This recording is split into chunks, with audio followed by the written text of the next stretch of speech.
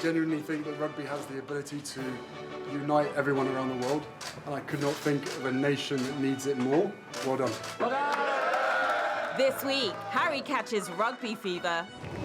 Meghan shows off her sweeter side. And we deep dive into the treacherous waters of royal protocol. There's all sorts of nonsense rules. Let's call them breaks in protocol. Where can we get like a list of like what the royal rules are? Does that exist?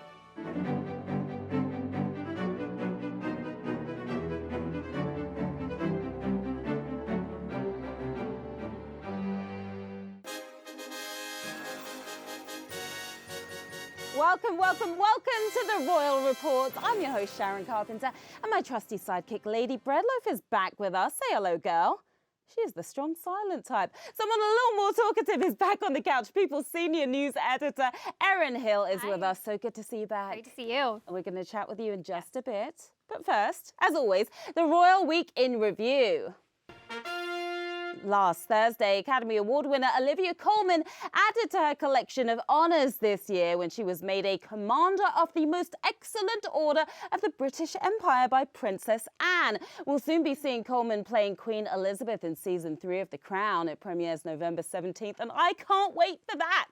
On Saturday, Prince Harry made his first official trip to Japan to cheer on England in the finals of the Rugby World Cup. Didn't really work though. Unfortunately, England lost badly to South Africa, but ever the good sport, Harry stopped by the South African locker room to congratulate them on their title. Have a listen. Guys, if you want to have a few words to say to the boys, it would be a massive honor. Sorry. You might as wait for yourself.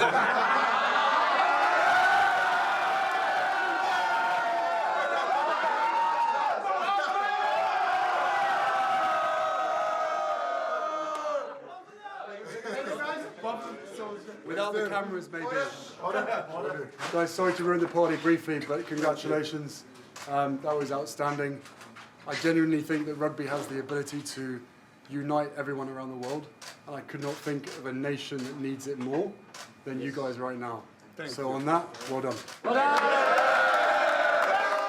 What a good sport. On Sunday, we learned that Prince Charles had been dragged into a counterfeit art scandal. OMG.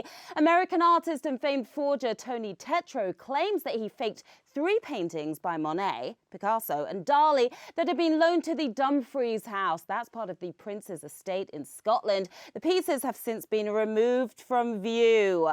On Tuesday, it was announced that Prince William will be jetting off on another royal tour this December, but this time he'll be flying solo. William will be traveling without Kate when he makes a 4-day visit to the Middle Eastern countries of Kuwait and Oman beginning December 1st. On Wednesday, we learned that Queen Elizabeth will be going fur-free. That's great news. The palace confirmed that while Her Majesty will continue to use some of her fur-trimmed ceremonial clothing, all new items will consist only of faux fur. And I know someone who really appreciates that, right?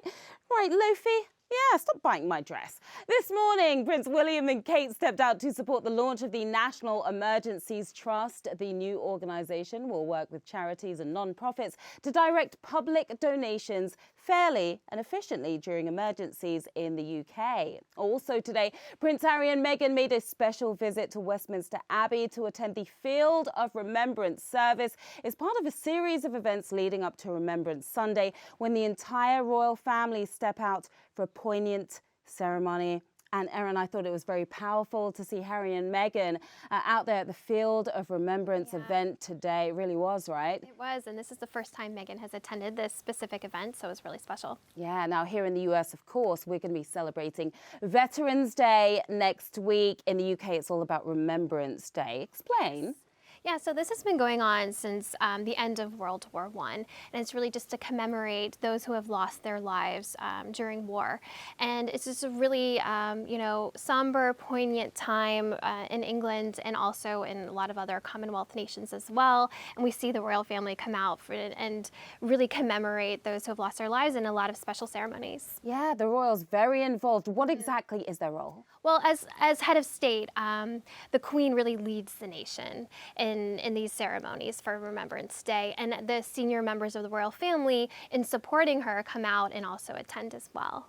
Now, Harry, of course, served 2 tours in Afghanistan during his 10 years in the army military service. Very important to the royals. Yeah, and the Queen, she's technically commander-in-chief of the military, so all the royals really hold, special rankings, special distinctions within the different military branches. Now, when I think of Remembrance Day, just growing up in the UK, we wear our poppies. I've got my poppy on today as well. It's been tradition for many, many years. Tell us about that tradition. Yeah, since 1921. And the royal family proudly wears them, just as you are, on the left side to really show that those who have lost their lives are close to your heart. And the poppy has, it's rumored to be the symbol because it's a part of this poem that marks World War I called In Flanders Fields. And there's a memorable line about fields of poppy, so it's really to commemorate that. Yeah, wow, poignant stuff. Now, I also want to talk about the counterfeit art scandal. Yes, the biggest in royal family history. Oh, juicy scandal right there. That's right. How on earth did Prince Charles get mixed up in this shocking story? He found himself in the middle of this, and it's really, it's not anything to do with anything he has done. It just so happens that his foundation accepted some artworks from what we now know were forged by an American painter, Tony Tetreault, that were, just on loan to his charity foundation and on display in his estate in Scotland. And Tony Tetreault has since come forward and said he actually forged these pieces. And we reached out to the foundation, and they said they accept these works in good faith, and they don't actually authenticate these works of art because they're believed to you just trust take their word for it. Right. And actually, the Monet was actually authenticated by a prestigious institute in Paris, so it didn't get noticed by them. And Charles, as an amateur painter himself, he doesn't really even select any of these paintings that go in. Yeah, he wasn't actually involved in choosing those paintings. Tetreault, 69 years old now, and as forgers go, he's fairly famous, or should I say infamous. In 1993, he pled no contest to 6 counts of forgery, and we found this clip of him from a 2013 episode of CNBC's Treasure Detectives, where he was billed as one of the world's top forgers. Take a look. Tony Tetreault is in the top 10 forgers list that this world's ever seen. His work really does pass the test because he had a long career before he was arrested, creating old masters, even modern works, and that's a very difficult job. So as we see, the guy is really good at what he does. There should be no shame in Charles's game over this. Nothing to be embarrassed about by the royals. Especially since he wasn't directly involved in selecting any of these pieces and that they don't authenticate it, so yeah.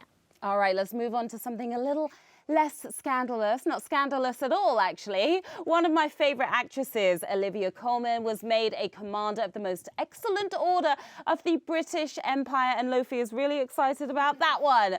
A very impressive title, and a very long title at that. What does this honor actually mean? This is actually the most prestigious of the Order of British Empire awards, aside from being knighted or having a damehood. So it's really, really amazing that she got this. And originally, this was intended for those who have contributed to war efforts and being recognized, but in recent years it's used to really honor people who have contributed to the community in terms of art, charity, education, so it's a big honor. Well deserved, and of course it's been a great year for Olivia Colman. In February, she took home the Oscar for her incredible performance as Queen Anne in the film The Favourite, and she'll also be taking over for Claire Foy and playing Queen Elizabeth when season 3 of The Crown premieres on November 17th. Here is a clip from the trailer. This country was still great when I came to the throne. All that's happened on my watch is the place has fallen apart. You cannot flinch. It's only fallen apart if we say it has. That's the thing about the monarchy. We paper over the cracks. Wow, that looks so good. How excited are you? I can't wait. I can hardly contain myself. In addition to seeing Olivia Colman take on Queen Elizabeth, I love the character for Princess Margaret, and to see Helena Bonham Carter play her is going to be amazing. Oh, it's going to be so good. Juicy season for Margaret. And Lofi is like digging for gold behind me. I'm not sure what's going on today with you. Very excitable. All right, we need to take a quick break, but when we return, we'll be taking a trip across the pond for another wonderful edition of London Calling.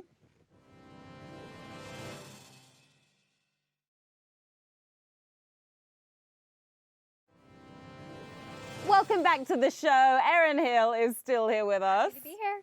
It's good to have you here. And it's now time for London Calling. People's London correspondent Monique Jessen recently visited the boutique where Kate and Will sourced many of their traditional Pakistani outfits for their recent royal tour. Take a look.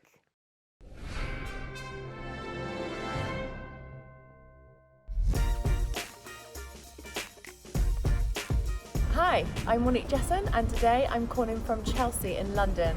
I'm here at a store called Onita. This is the place where Kate Middleton and Prince William sourced many of their outfits for their recent tour in Pakistan. And we're going to go inside and get an exclusive look around. Let's go.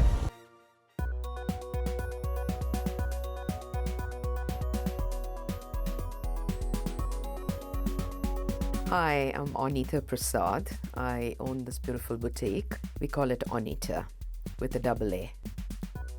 It's the best that South Asia has to offer. Beautiful. We do not sell more than one piece of any garment. So every garment eventually is almost like a limited edition piece. Prince William and Kate Middleton both sourced several of their tour outfits from here. Tell us a little bit about that. Yeah, when the representative of the palace came in, she must have singled out at least 30 garments, if not more. It was like, wow, she likes a lot of clothes in this store, which was an endorsement. For me, it was a green tick. Yeah, great. It was a wonderful feeling, yeah. So the designer that they finally zeroed down on was Meghan Khan, who is one of my most favorite designers. I really have a lot of respect for Meghan's style. The garments are cut so beautifully, they're finished, the best fabrics, they're neat. You'll never find a thread out of place. And tell me, how did you feel when you saw that first outfit on day 2? I wish I had words. My jaw dropped. If I could go through the roof, I would have. So Onita, tell us a little bit about this beautiful kameez to your right here. This is from Meghan Khan. This is actually a similar version to the one that Kate wore in green, correct? Yes, it's similar. This embroidery is a very fine stitch. That is a silk thread. It's a silk thread which fills up the space. Comes from a particular part of Pakistan called Swarth, and it's called the Swarthi, as Meghan calls it, the Swarthi embroidery.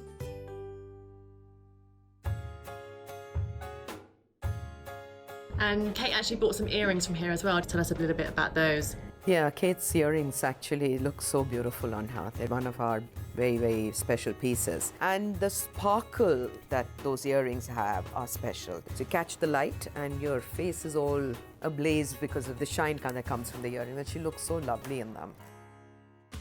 A rickshaw for a couple of royals, and when they got out, all the questions were about William's outfit and who made it. So this is a sherwani, right? And this is made by National. National is the designer who did the prince's jacket. When I read that this is the first time a royal has ever worn something outside of their normal suit that they are expected to be seen in, it was just absolutely a revelation for me. That, first of all, they've broken a norm, and that norm was broken because I recommended that they should get into one of these because they would have complemented each other so beautifully, both of them in traditional garments. For once, it was what William wore, not Kate, that had everyone talking.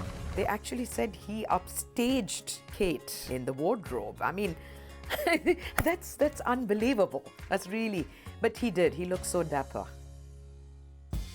You became the royals' secret stylist in a sense. Like, how does that feel for you now? Royals' secret stylist. I don't think I can take that kind of credit, but I would say I did play a very significant role in giving them that little bit of input to see it from a point of view that I was seeing it from, because I'm familiar with the culture, I'm familiar with the traditions of those countries, and I was trying to make a bridge.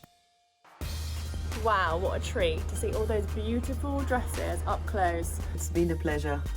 And this is Monique Jessen. This is London Calling.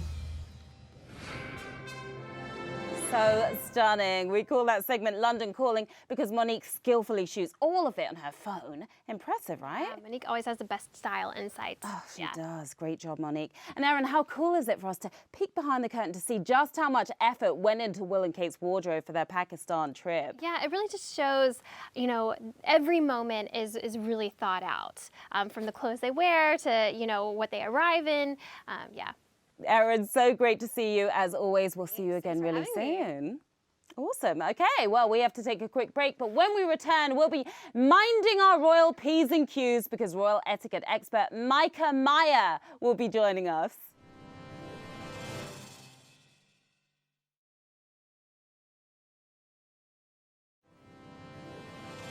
Welcome back, everyone. Joining me now to break down the ins and outs of royal protocol is etiquette expert and author of the new book, Modern Etiquette Made Easy. Myka Meier is with us. Myka, it's so awesome to have you here. I'm so excited to talk to you. Thank you. I'm so excited to be here. Now, what's interesting is you are a royal etiquette expert, but you are also American. How did the two worlds collide?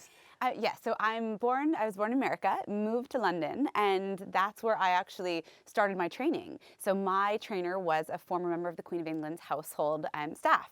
Wow. So that's, and eventually I became British and now back here working in New York. And you are not just any old etiquette expert, are you? You actually get to work with the royals, including Prince Charles. How did that come about? Well, I did famously serve him a gin and tonic, but... Oh, you did? Yes, back in London. What was that experience like? A little nerve-wracking, but he's so charming. He makes things so fun. He's really, really funny. And I actually, at the time, tried to curtsy and hold this huge silver tray at the same time, which is never actually expected and wrong protocol. But at the time, makes for a good story for later. Now, one of the reasons we are super excited to chat with you today is because royal protocol is everywhere. It's all over the headlines. There's all sorts of nonsense rules. Let's call them breaks in protocol. Royal watchers are saying Meghan has broke royal protocol once again. They said that she went out of protocol because she wore dark nail polish. Anything you get wrong, the press will highlight. See what I mean? It's everywhere. It really is. How would you define royal protocol compared to etiquette and just simple good manners, which some people are lacking? Yes, I agree. I think the biggest difference is that etiquette is the protocol by which things happen. So there's an actual, method you go through. And manners, anyone can have good manners. Manners is just being polite. So a small child could have good manners and not know etiquette, if that makes sense. Good point. Good point. Why does royal protocol exist, or why does it still exist, should I say? There are a lot of rules and regulations that some might think are outdated. Yes, I do hear this often. I think they're put in place to show respect. That's all it's about. So the royal family, the British people say there's royal protocol. It's just to show respect to the people that represent the British monarchy and Great Britain itself. Okay, now I want to take you through a few specific examples and get your expert opinions, some fun ones that have been in the headlines lately. Here's our first one. It's a clip of the Duchess of Sussex at the One Young World Summit last month. I'm sure you've seen this. Yes. What exactly happened here? Awkward. Yes, this was everywhere, and really there was no actual break in protocol. Is kind of the lesson here. I think the rule is that you always wait until royal reaches out to you, and then you follow suit, which is what happened here. Meghan reached out for the hug. Now the difference, I think, is the timing. I think it was just bad timing. Yeah.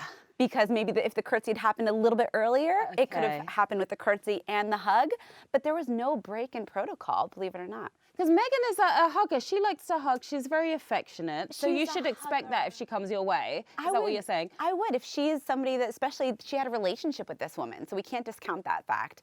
And in America, we show warmth through hugging. And I think that's the only way she intended it, was to say, and as we know now, just break down these rules and these barriers. And she just was trying to show warmth. And we've all had those awkward greetings before. It could have been a lot worse. Could have been a lot worse. She could have kissed a nose. Exactly. I think we've all been there before. Okay, here's another one. Just this week, Meghan appeared at the Luminary Bakery, as I'm sure you heard.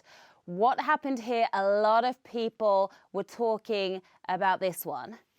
So really, here, she just really wanted to break down the barriers and say, I'm just like everyone else. And she's trying to, I think, say, just treat me as everybody else. Just treat me as Meghan. She really, it seems like she really doesn't want that, you know, the kind of the pomp that comes with a lot of the attention. She's saying, I just want to be on your level. That's why I'm here, is to do that kind of service work. And again, she's just trying to show warmth. I think so too. I'd be very nervous, I'm sure. Now, this next one is from back in 2009, but Michelle Obama wrote about it recently in her amazing book, Becoming. When the First Lady was in the UK on a state visit with her husband, she famously put her hand on the Queen's back. Oh no, shock horror. Why was this so controversial? People were up in arms. They were. It made international headlines. And I think the thing to remember is that, you know, both Michelle and the Queen later on said they took there was nothing about it than just kind of two friends coming together. The rule is that you wouldn't technically go and reach out for royalty unless they reached out for you too, which is what everybody was talking about. But later on, Michelle had actually said, you know, it was just a natural human reaction. And she is known to be very, again, warm. Very warm, like huggy, Meghan. and I think they have a wonderful relationship, and she just kind of in the moment decided to show the Queen her, you know, how fond she was. And I think the Queen enjoyed it. I think she did too. If you look back, I think the Queen did too. Yeah, and she had a bit of a smile on her face. I think they're actually quite good buddies. I think so. And finally, of course, we have to ask you about this one. There are many protocols you have to follow when meeting the royal family, and onlookers noted that Trump broke several of them. It appeared that the president was inadvertently, no doubt, blocking out the Queen. The President and First Lady greeted the Queen with a handshake rather than a customary curtsy or bow. Yeah, this past July, Donald Trump made major headlines when he became the 12th American president to meet Queen Elizabeth. Please explain what happened in those instances. The whole walking in front thing. Right. Not good. Well, the thing is that it was a state visit. So the whole purpose of a state visit is to strengthen and show unity, strengthen ties and show unity. So I don't think he would ever intentionally do anything to show disrespect. I think, and also everybody was crazy about there was no curtsy, there was no bow. But actually, if you're in Great Britain and you're not British, you are not required to bow or curtsy. So they technically did not break any kind of royal protocol. Okay. In that curtsy and bow moment. God, it was just a bit awkward when Trump stopped short. I guess he was waiting for the Queen to catch up, and then she was right behind him. So that was a bit of a strange moment. So in the moment he did realize, you kind of see him move and turn around, and then he realizes and he kind of adjusts and shifts the situation. But I think he knew all eyes were on him, and he would never have done anything intentionally to show disrespect. Myka, so great to have you here. Thank you for breaking down and clearing up all those stories, all those headlines. We appreciate it. Okay, we have to take one last break, but we will be right back.